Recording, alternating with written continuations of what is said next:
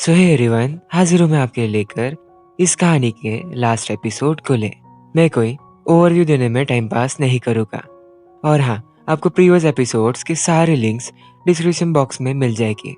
जाकर जल्दी से चेक करो, नहीं तो आपको कहानी कुछ समझ नहीं आएगी। सो आगे बढ़ने से पहले चैनल को सब्सक्राइब और वीडियो को लाइक जरूर करना। Welcome to the memories of the अलम्ब्रा।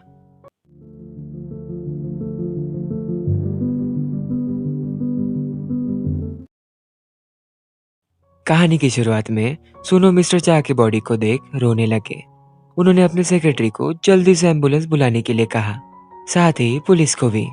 Mister हो को सुनो से अर्जेंटली बात करनी थी। ऐसा क्या पड़ा? उन्होंने मिस्टर चा ने कही हुई बातें सुनो को बताई, लाइक सर्वर को शुरू करना होटल के पास, जो आपको पता ही होगा।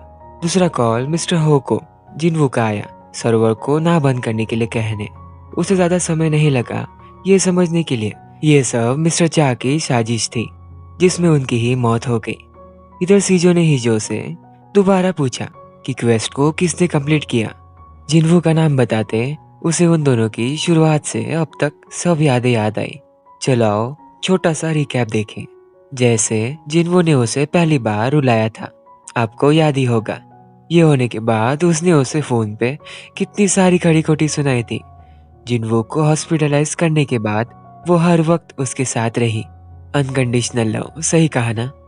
सुनो जिनवू का पता लगाते चर्च में गए। वहां उसकी सपोर्ट स्टिक थी। हाँ, जो कुछ भी इसे कहते मुझे नहीं पता। उन्होंने लेंस पहन गेम में लॉगिन किया। सामने कुछ व्हाइट पाउडर जैसा पड़ा हुआ था। इसे समझने आपको जिनवू ने चर्च में क्या किया वो देखना होगा। यहाँ टाइमलाइन थोड़ा इधर उधर होगी, सो आप लोग बिल्कुल भी कंफ्यूज मत होना। जिनवू के सामने यून सेओक आए। उसने की टू हेवन निकाल उनके चेस्ट में स्टैब करते वो धीरे धीरे मिटने लगे।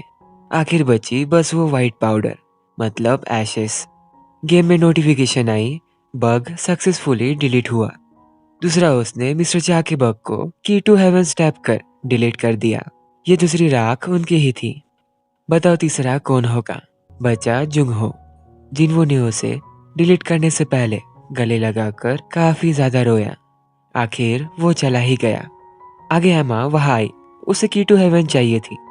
जिनवू ने की को उसे दे रोया। क्यों? रुको जरा। करंट टाइमलाइन में सुंगहो जुंगो का नाम देख टूट गए, क्योंकि इन तीनों का रिश्ता कैसा था आप लोगों को तो पता ही होगा। इसी दौरान सुनो हिजो से बात करते हुए उनकी नजर सामने गई। वहां जा उन्होंने नाम देख तो उनके पैरों तले जमीन ही चली गई। उसमें जिनवू का नाम लिखा था। आपको नहीं समझा, वो चला गया हमेशा के लिए। हिजो वहां पहुंच सुनो उसे कुछ नहीं बता रहे थे। बाय द वे उसने लेंस पहने हैं। अचानक से वो एशेस हवा में जा गायब होने लगे। सारे सिटी में जो एनपीसीज पहले थे उनका हाल भी ऐसा ही हुआ।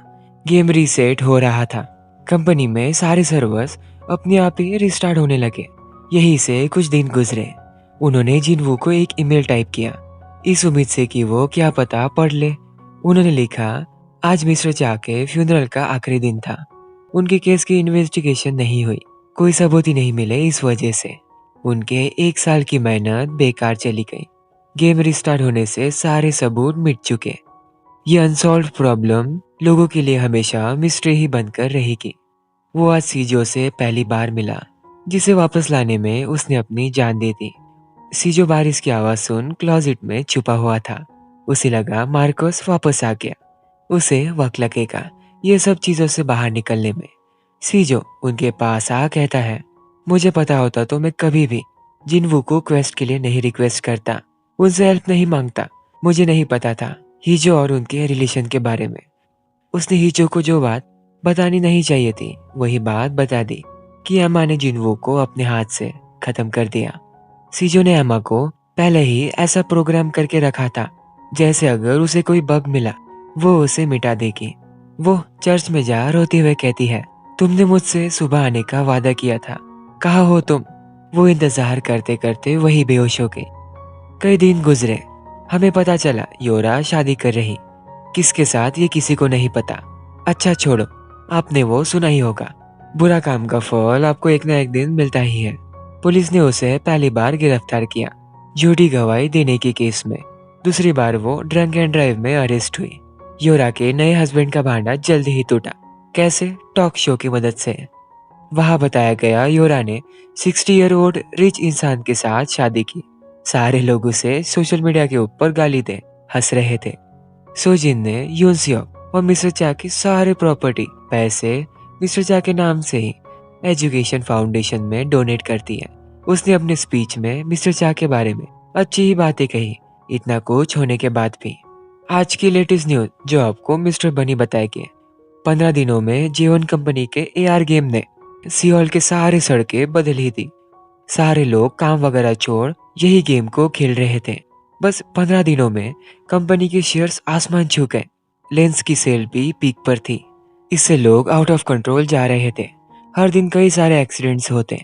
सुनो ने कॉन्फ्रेंस के दौरान इस गेम के ऊपर कुछ लिमिटेशन जाहिर की।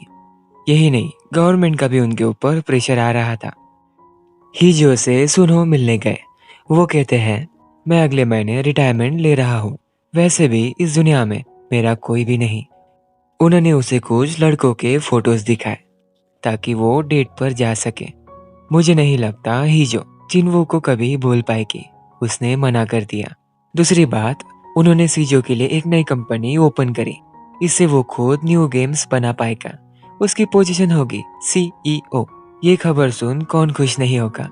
कंपनी में वहां के लोगों को जैसे पता चला सीजो ही है जिसने इस गेम को बनाया, वो सब लोग उससे हाथ मिलाकर जुंगजो को उसका ऑटोग्राफ भी चाहिए था। हिजो उसे वही छोड़ कॉफी लेने गई।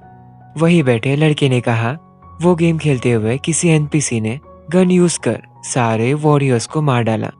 मुझे नहीं लगता है कि वो एनपीसी होगा। अगर किसी को गन चाहिए तो उसे अबव 100 लेवल होना होगा।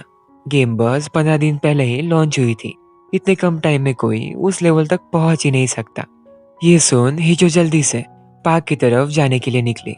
उसने कहा, भले ही कुछ भी हो जाए, मैं हमेशा हमेशा यही बिलीव करूंगी कि हम दोनों एक दिन जरूर मिलेंगे। सीजो ने जुंगहो को कुछ ऐसी बातें बताई जो आप सुन हैरान हो जाओगे। उसके हिसाब से डोंगजियोन प्रिजन, पता है ना, वो उसने गेम में कुछ इस तरह प्रोग्राम की थी जिससे सिर्फ मास्टर ही डोंगजियोन क्वेस्ट को क्रिएट कर सकता, मुश्किलों भरे समय में, जैसे सीजो ने किया। मार्कोस से गोली खाने के बाद ये क्वेस्ट ट्रेन में ही शुरू हो गई थी। जब उसने ये बनाया तब उसे विश्वास नहीं था, लेकिन टाइम पर वो काम कर गया। असल में वो वही था, सिर्फ किसी दूसरे डायमेंशन में। इससे ही लोग उसे वही रह देख नहीं पा रहे थे जिन वो मास्टर बन गया था। कैसे? गेम में अगर कोई 100 लेवल पहुंच गया तो उसे मास्टर कहा जाता है। उसका शब्दों का मीनिंग जिन वो जिंदा हो सकता है, लेकिन किसी और डायमेंशन में। एक सीन देख, इस पर आप जरूर बिलीव करोगे। लोग पार्क में गेम खेल रहे थे। किसी ने अंधेरे में अपनी गन यूज करके सारे एनिमीज को मार डाला। क्या लगता है ये कौन होगा? और यहाँ पूरी कहानी खत्म होती है। ये था एपिसोड 16 मीन्स लास्ट एपिसोड। आखिर ये सफर खत्म ही हुआ। प्लीज बताना एक्सप्लेनेशन की वीडियो कैसी थी। आपका एक भी कमेंट मेरे लिए इंस्पिरेशन है, भूलना मत। इसलिए ही मैं हर कमेंट का रिप्लाई देता हूँ और आगे भी दिया करूँगा। कहानी अच्छी लगे तो प्लीज वीडियो को लाइक और चैनल को सब्सक्राइब जरूर करो। सो बाय बाय।